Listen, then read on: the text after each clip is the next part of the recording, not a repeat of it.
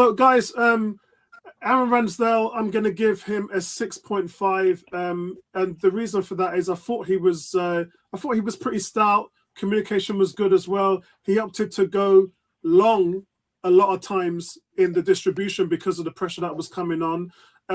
His kicking wasn't his best, but I think there were some saves that he had, which was quite comfortable for someone like him.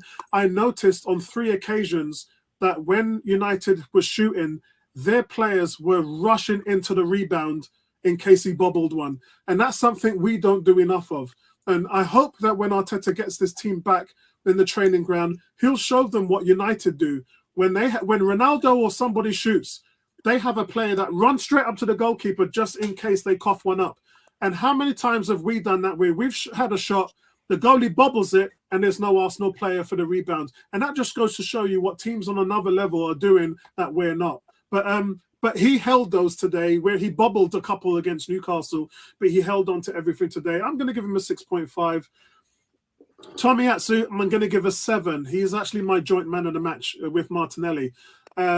He kept Jadon quiet. Jadon Sancho was literally out of the game for over 80, 78 minutes, and that was due to Tomiyasu.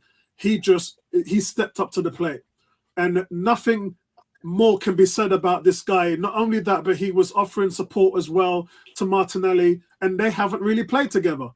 And I think that Tomiyasu actually had a penalty because he was dragged down by his right arm in the box by Fred, and they never gave it. It was Harry Maguire, and they never gave it. He had a brilliant game today. I thought he was fantastic. He continues to never let me down, this guy. Every single week he seems to be bringing it. Ben White, I thought there was 1 or 2 sloppy passes in the first half, but I thought his overall game, he made an outstanding tackle in the box to clean up a one-on-one through ball to Ronaldo, and the way he came out of the backfield 3 times, lost it once, but on the 2 times he breaks midfields. That's what he does. He played 3 balls over that annihilated United's press. He looks up, bang, just annihilates the press, and United were pressing hard at that point. This guy, I was concerned. I keep saying to you guys, I was really concerned about losing David Luiz. But this is what 50 million looks like. And he's only 23 years old. He's got a really good performance, but just clever in the way he clears balls. Doesn't seem to make silly, rash decisions at times.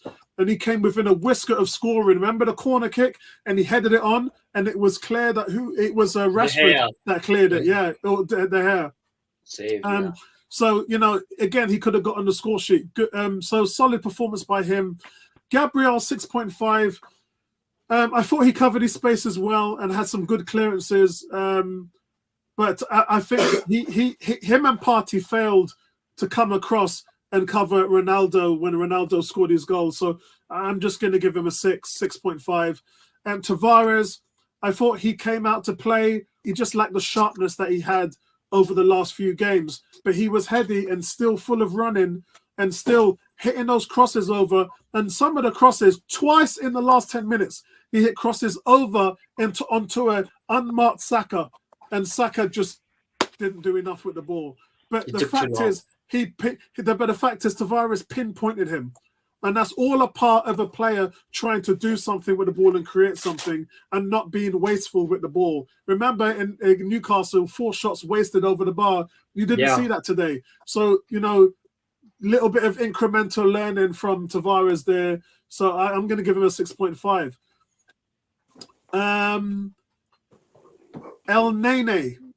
El Nene, guys, for me, I'm going to give him a solid 7. I thought that he was solid today. He was tidy. His passing wasn't erratic. I thought he looked after the ball. He was tidy in the midfield. And his header for the assist for Smith Rowe was so neatly done that, listen, I loved it. It was a very energetic performance from him today. And it kind of makes you laugh because his dad was being asked yesterday whether he's going to stay at Arsenal, but he wants to play. I think he's a good heady player. Never, ever really had the chance to start on a consistent basis at Arsenal, and that's what he needs to do. But solid performance. Solid performance today from El Nene. Disagree. You didn't think it was a solid performance? That's fine. No, yeah. We'll go through and I go through mine. Moving on to Thomas Partey, he gets a 4. I don't know what's going on with Partey. Just dreadful. And it's just, he got a 4 in the last game against Newcastle.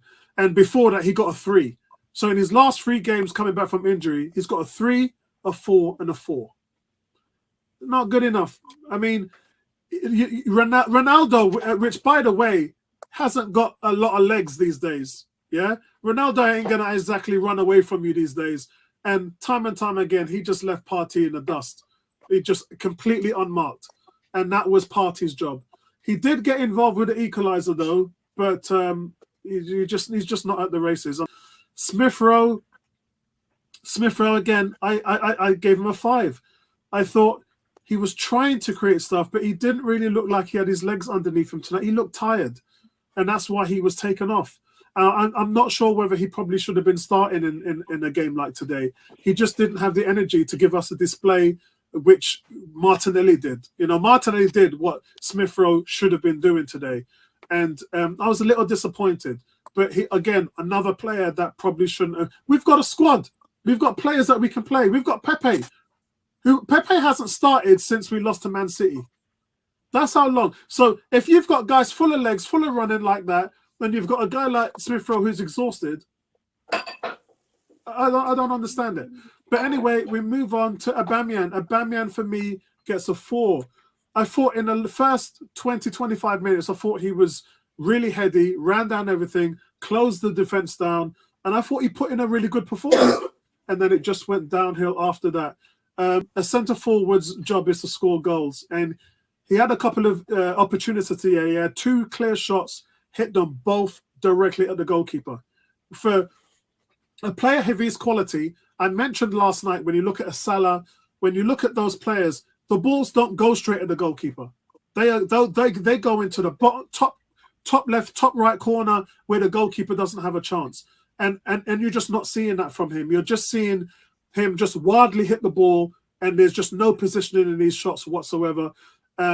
Today he had another chance where the ball came through on the through ball, hit it directly into De Gea's hand. Another one where the ball comes through from Tomiyasu, and he just doesn't do anything with it. This guy's devoid of all confidence. I'm done. Odegaard, some of his play in the final third was really neat, but it's just not happening for him. And look, I've got to say for Odegaard, I look back at his last 2 performances. He had 5. Yeah, he's having average games. So he's not playing badly. And I want to sort of make that clear that I'm not trashing him in any way or form. But for a guy who was your top summer target, and you're talking about, I think Nabil was mentioning it, African Guna was mentioning it, when you're talking about a Bruno Fernandes, a Fabregas, when you're talking about a Riziki, you're talking about an Ozil, you're talking about a creative player. I don't see that from him at the moment. I really don't. To me, I'm just not seeing that. I'm really not. And that's what he's brought in a team for. He's there to give you a spark where everything's got to go through him. And I think that the creativity at some part, he's got to take the blame for it, because it's just not happening.